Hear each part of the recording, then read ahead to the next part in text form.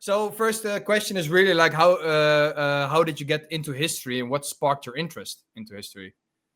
Yeah, so there were several different factors that fed into my interest in history. First and foremost were probably my grandpas. So my grandpa on my dad's side was a World War II veteran. He was stationed up on Adak Island in Alaska, part of the Alaska Command up there. Was in the Signal Corps. Unfortunately, he passed away when I was 12. So the questions that I had with him were questions that you would expect from somebody who's, you know, under the age of 12. So pretty surface level stuff. But his story still really fascinated me. Looking through some of the pictures and things like that. And then on my mom's side, um, he was around just until about 5 or 6 years ago. But my grandpa on my mom's side was in the 40th Infantry Division and in the Korean War as a combat engineer, Oh, and grew up Wow. during the Depression and everything like that. So I can remember, as again, a young guy, my brother and I would go through this. He had a photo album of pictures that he had taken while he was in Korea. So he would go through and, point out these different things, um, you know, showing us where the Chinese were and, who this person was, who that person was. And he would tell us, stories about, the Great Depression and stuff like that.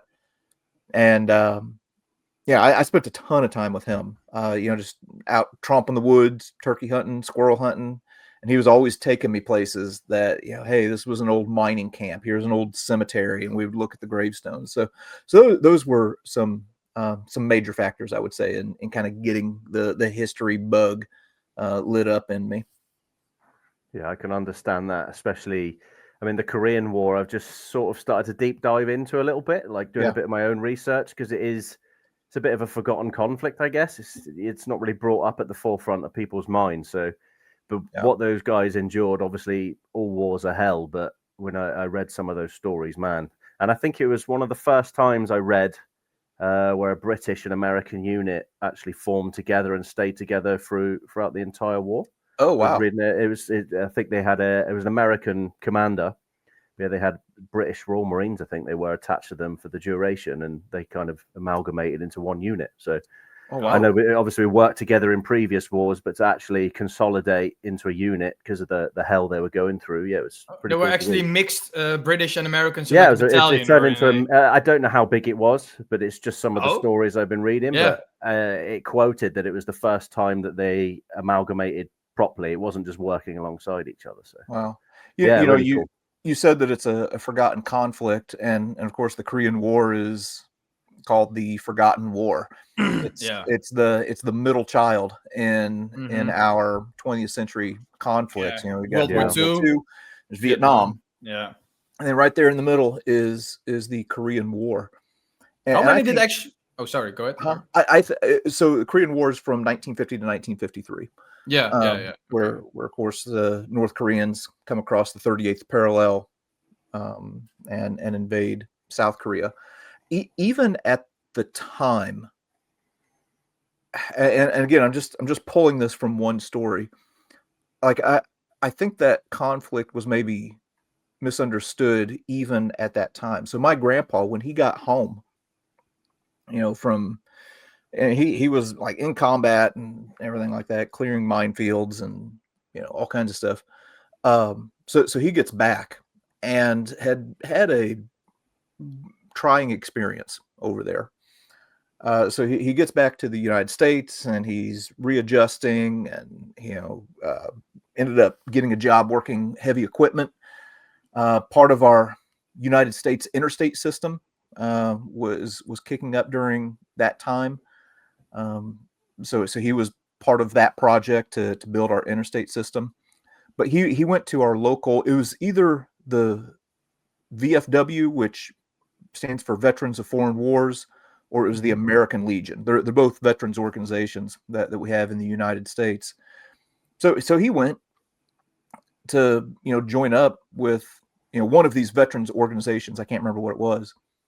And at the time, it's a lot of World War II veterans, may have had some World War I veterans in there, but predominantly really? Yeah. World War II.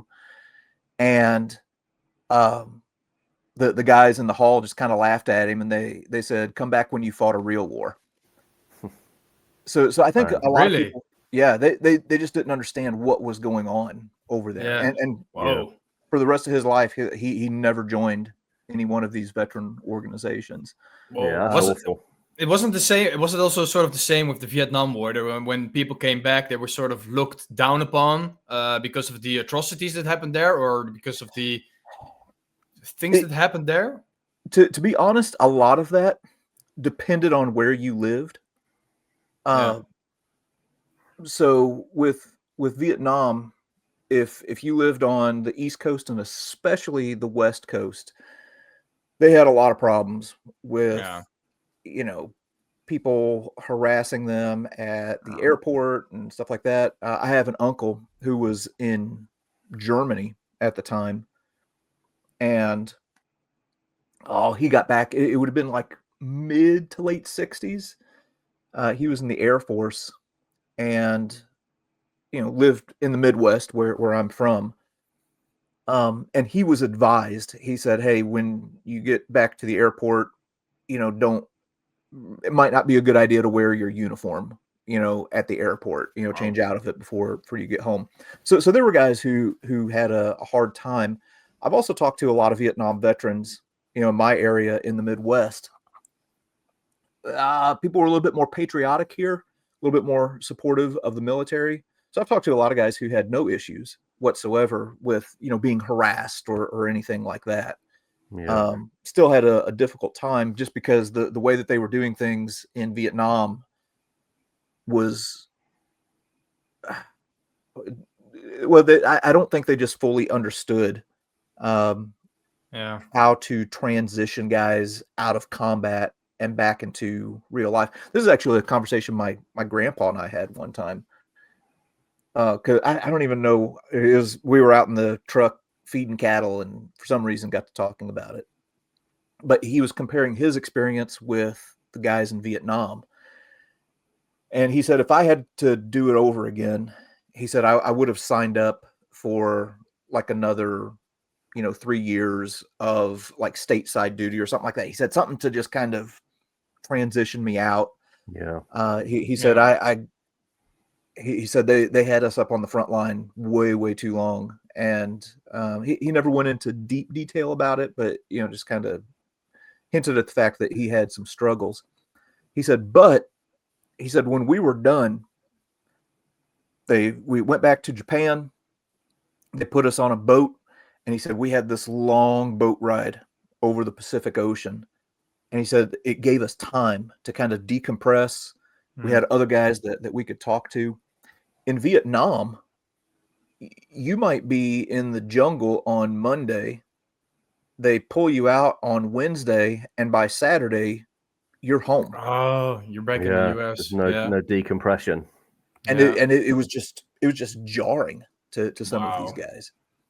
Yeah. So, and I think that the tour lengths there was like 12 to 13 months, right, in country. It wasn't like, I know they rotated out on R&R or like rest and recuperation, but those tours were long.